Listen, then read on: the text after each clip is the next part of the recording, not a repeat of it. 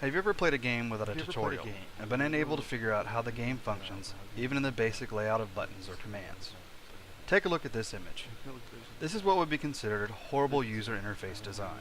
Less than 25% of the actual game screen is dedicated to the actual game itself, and every other aspect of the screen is cluttered with buttons or icons related to the user interface of the game. My name is Farris, and I've been working in the field of game and design, specifically mobile game design, for close to 4 years now. Today I'm going to be talking to you about the subject that is near and dear to my heart, which is how to cleanly design a user interface that is both appealing and ergonomic to the user to use. I've dealt with a great deal of customers who have no concept of design and often pull my hair out trying to manage their expectations with good design principles. Often a great game can be ruined by an appalling user interface. So let's talk about the differences between designing game interfaces for PC and console compared to mobile gaming. How to go about creating a good, clean-looking interface that your users can identify with and understand with little hand-holding by you, the designer. The first concept to understand when dealing with user interfaces, or UIs, on the mobile platforms compared to their console counterparts is the amount of screen real estate available to you as the designer. While monitors and televisions change dimension from customer to customer, you can generally assume that you will easily have 10 times the screen to work with, even on the most low-end televisions that you would have to work with on a mobile device. Take a look at an example of an extremely popular gaming title in the PC market at the moment, World of Warcraft. When you look at this image, even though it's a custom version of the interface, you can see all the important information and button interaction that the player needs exists in an area roughly 10% of the overall gaming screen. This leaves a very large viewport for the player to see the game through and very little clutter. The common mistake to mobile UI design would be to simply assume that you can shrink the existing UI in ratio with the screen shrink, and that would occur when changing the screen from small to large. Let's take a look at how that would look. You would be lucky as the designer if your player could even see the buttons on the side of the screen like this, let alone hit them with his or her fingers, since most mobile devices do not use a keyboard or mouse as an interface for the player. There is the consideration that the UI could be designed larger, so the buttons can still be touched by the player, but you feel you need to have all the buttons and information on the screen in a manner that the player can see. Let's take a look at how that might work out. Now our player can see a great deal of the information that the UI needs to provide, as well as he or she can actually press the buttons. But we have achieved this trade-off at the cost that the player cannot see all the game space behind them and what is happening in the actual game. So clearly, we need to shift our thinking about approaching UI design for mobile platforms away from how we would traditionally design games for larger platforms. Hopefully you're starting to get the understanding that we need to view the mobile device as both the game screen and the controller itself, and if you aren't, you need to be. The first aspect of designing games for mobile devices to understand is that our screen area is limited and precious. This area is the only way that we can both get input from the player and show them the results of their input. As a designer, you have to seriously begin to consider what button needs to be on the screen and how it needs to appear to the player. In our World of Warcraft example, does every button present on the hotbars need to be accessible to the player at every moment of gameplay? Surely not. When you find your screen design to be greatly cluttered with buttons for the player to press and it consumes all the game viewport, it's time to consider alternate methods of having your player interact with the game. One simple solution to this problem is button wheels, or rounded GUI user interfaces. The process of designing these is to take a large family of buttons and consolidate them into a single button.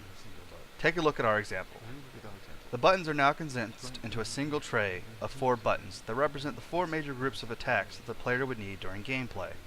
Additionally, these buttons are now located at the bottom corner of the screen, where the player would traditionally hold the device, meaning they will not have to reach their hands into awkward positions in order to press any key.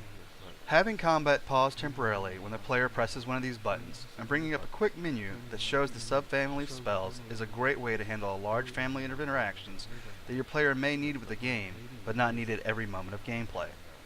As exampled in this image.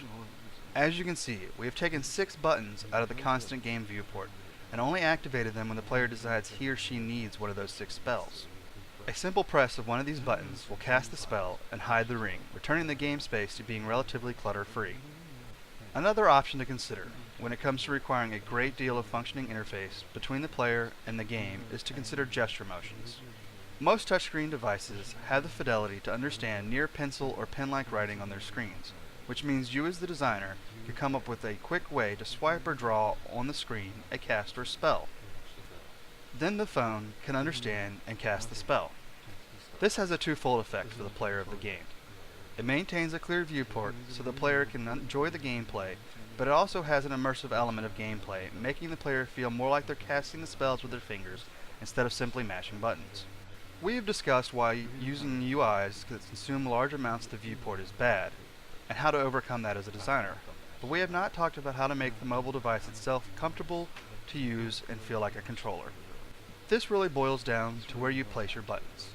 A common mistake to approach a UI design is from the mentality that since the center of the screen is our primary focus as a player, then we can ring the screens with buttons like this example. The problem with this design concept is that the player is not interacting with the screen with a mouse or a keyboard, where it might be easy to reach for those buttons in the top and left-right portions of the screen, but rather cradling the device in their hands and trying to reach up and over the screen for these buttons with their thumbs. This will lead to misclicked buttons if they're located in the bottom right and bottom left of the screen, block sections of the screen by the player's hands, and generally uncomfortable manipulation of the hands.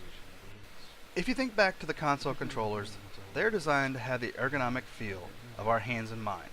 They seem to fit nicely into the palm of our hands as you play the games, and the buttons seem to be just at the reach of your fingers.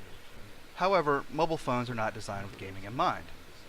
Phone tends to reflect more of the usage of the phone as an actual phone and not as a gaming device, so we as game designers are forced to work around that issue.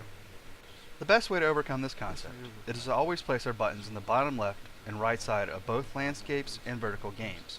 This has become the industry standard concept for where to place your buttons and is considered the most comfortable for players to play games on mobile devices with. So in closing, to design a good functioning user interface for gaming on a mobile platform, we need to design buttons that are pressable by the player, taking into consideration the amount of game view they take up compared to their needs to always be present, and work with a layout that is comfortable to the player on the device. Good mobile game design is about allowing your player to enjoy the game without your UI obstructing their view. Remember, a bad user interface design can ruin a good game.